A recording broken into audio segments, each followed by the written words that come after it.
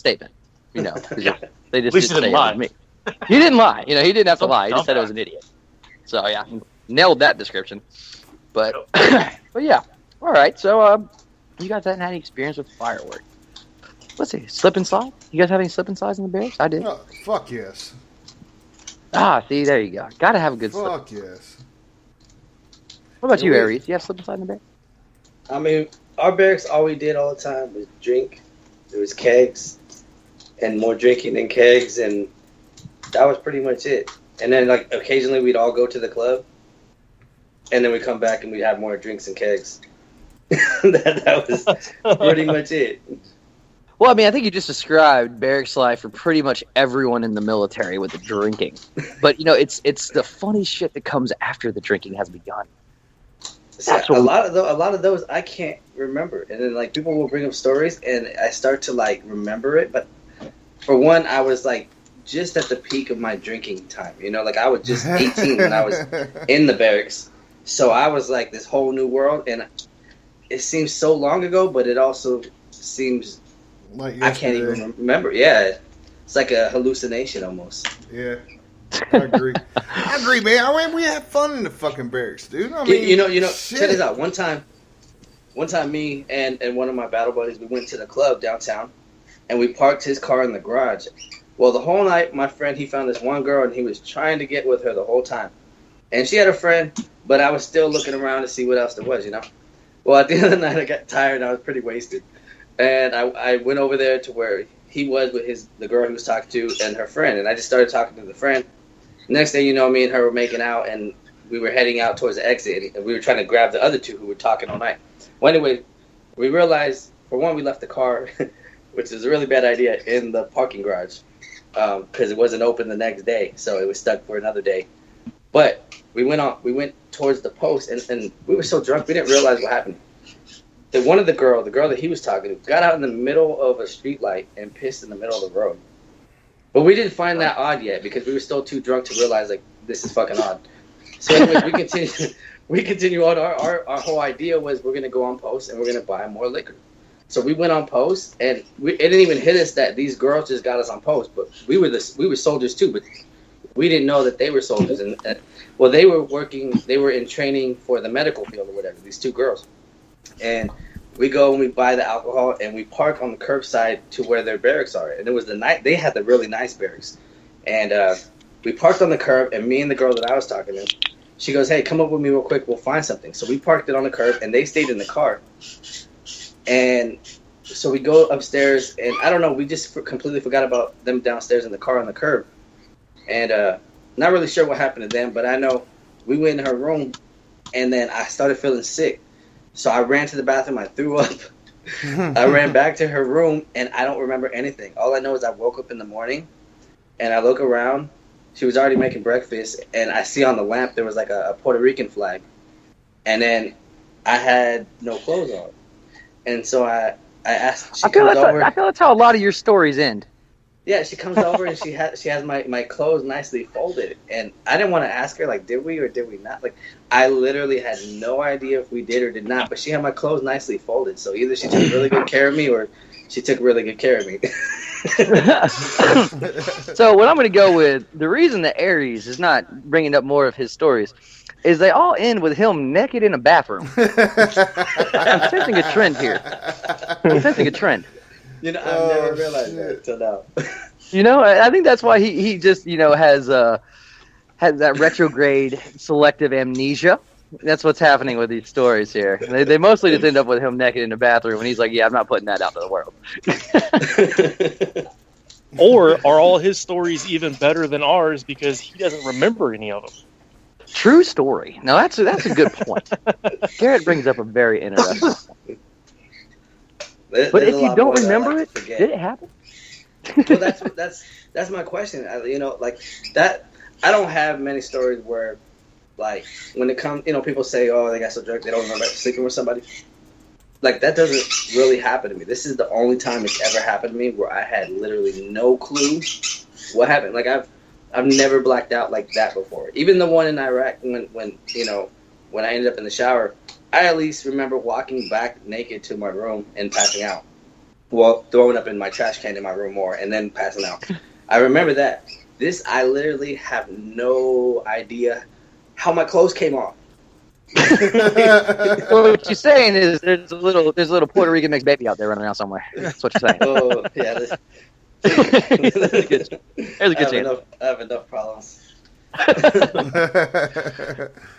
Well, as long Anyway, as you guys, did we're going to wait. jump to a break real quick from our sponsors, and we're going to throw AREZ' new song on, which you can find on the www.theveteranexchange.com under the music therapy section. And it's his new single, Keep Fighting. Awesome track. I think it hit home for a lot of people. But, Country, if you could make that happen for us, bro. All righty. Quit buffering.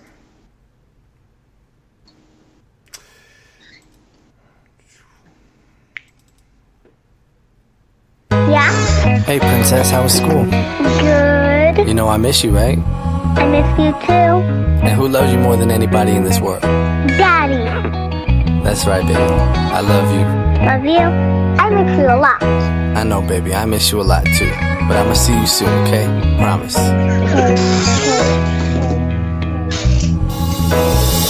The weight of the world is crashing down. It's crashing down. The system's rigged against me, but I can't back down. I wanna give up, I wanna give in, but I see those tears roll off your chin. So I keep on fighting, until I see you again. Remember you had daddy that love. If I don't speak, they turn the cheek. Could be my son with his sons too. Children need their mother, but they need their father's love too. Discredit or roles, this and that without a merit. It's unfair to be generalized for the gender we inherit. That's what it's like to be your father in this country, man. Dealing with bureaucracy, only your father understands. When will we see 50-50 shared parenting? I'll probably never see the day fight till my kids bury me. But alienation is a real thing. Kids dealing with real pain that leaves scars that don't heal. Damn, paternity fraud and the mom got my daughter took from me. Set up by laws without a chance, they make me look bummy. While the mom's got CPS to take my daughter. They say I wasn't involved to be your father, still in court sweating. All along a year past, my daughter's still in the system. No one will listen, common sense saying it's common wisdom. As one will wish it, it's up to God to save her from that prison. If he's meant to be, his will is stronger than my vision. Somehow they think that pro-father is anti-feminism. Now think about it from my little girl's perspective. The weight of the world is crashing down. It's crashing down. The system's rigged against me, but I can't back down. I wanna give up, I wanna give in, but I see those tears roll off your chin. So I keep on fighting, I'ma keep on fighting until I see you again. 'Cause I'ma see you again. You're too young to understand, you barely turning two, but going through a lot. Wish we could trade spots, I take responsibility for. Got me fighting for justice like Trinity War. Treated like a criminal, I guess that's what humility's for. Sitting at night, reflecting decisions like I wish I were born. Feeling inside so torn, trying not to end up in the morgue. If I don't stand, then who's that man that my kids look up to? Fight the good fight, middle finger to the system. Nothing but you, not your mama, not the drama, not that lawyer who claims to represent you. Can keep us separated, I'm frustrated, but I gotta keep composure still. Miss you every day, wish you were with me, cause you know it's real. The weight of the world is crashing down. It's crashing down. The system's rigged against me, but I can't back down. I wanna give up, I wanna give in, but I see those tears roll off your chin. So I keep on fighting, until I see you again. Remember you had a daddy that loved you. I keep on fighting, keep on fighting. I'll keep on fighting, keep on fighting.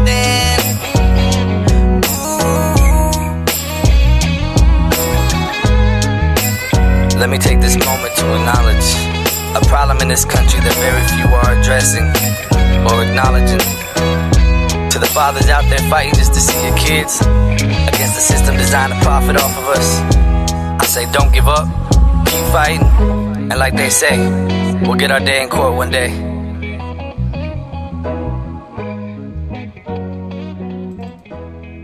Yo, this is Jeff. This is Mark. I'm Mike. I'm Craig. This is Mick. We are Kings Hollow, and you're tuned into Dangerous Grounds Network. Run by Special Ops veterans, putting people in war zones to work and working where others fear to tread.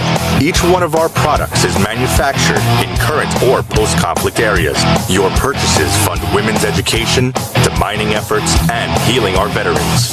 High-quality products that make meaningful change for those less fortunate.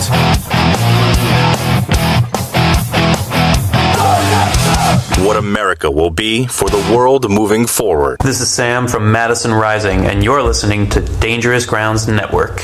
Branded Warriors Inc., the original tattoo therapy program in America. Big Country and his band of warriors will take care of all America's heroes, with one drop of ink at a time.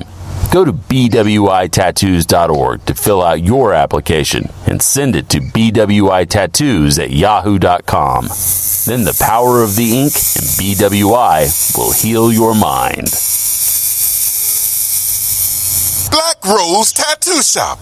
Veteran Rand and Branded Warriors preferred tattoo shop. BlackRoseTattoo.com. All your tattoo needs. This is Rio of Madison Rising, and you're listening to Dangerous Grounds Network. Hey, you want a freedom boner or what? Listen now. What's up? This is AJ from Madison Rising, and you're listening to Dangerous Grounds Network. And we're going to put a little bit of freedom all up in you.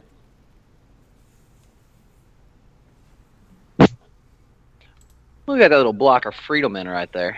It's always good. No, gotta have a freedom boner. Gotta have a freedom boner. But anyway, moving right along. As we go back in, just to touch on one more part of barracks living.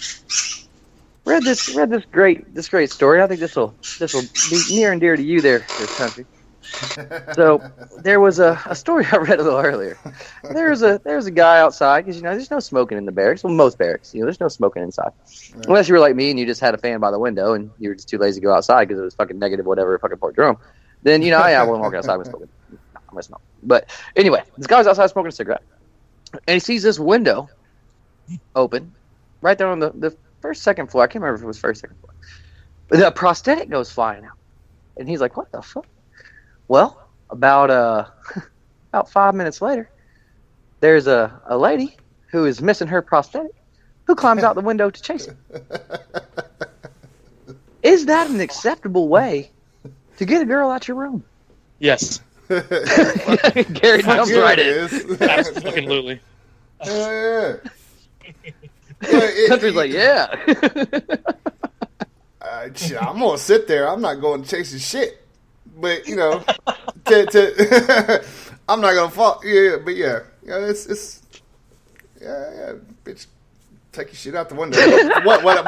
What's funny for me is the bitch ran after it. The fucking she ran after it.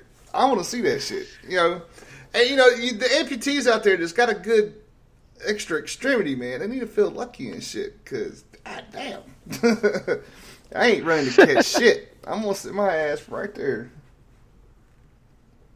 And you go chase my shit. No, exactly. No facts. Fuck that. Oh man, that one was. I thought that was a good one. I was like, man, that guy was crafty right there. Oh shit. He said, nope. I got a question for you, there, VX7. Yeah. So this stems from the commercials we just had. We all heard about BWI tattoos and all that shit. It's dope. Love tattoos. Love getting ink. My question is. Now, I've got plenty of tattoos. I got like 16 or 17, and I think about 15 of them I did myself. That's it?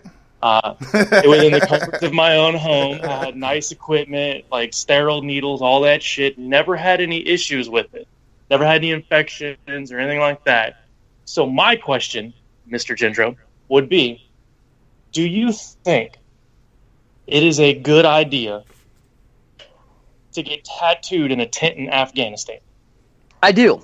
You do? And Please elaborate. Well, I do because I did. And this was one of my good friends. He had been practicing. He'd gotten really good on his practice tats. He got really good. And he offered to give me, 2 like flash art tattoos. They were like 2 little tribal bands. And they don't exactly match up. They don't. But, I was bored as fuck. And I was like, hey, man, I want a tattoo. And this guy was like, hey, man, I'll do it right here in this tent.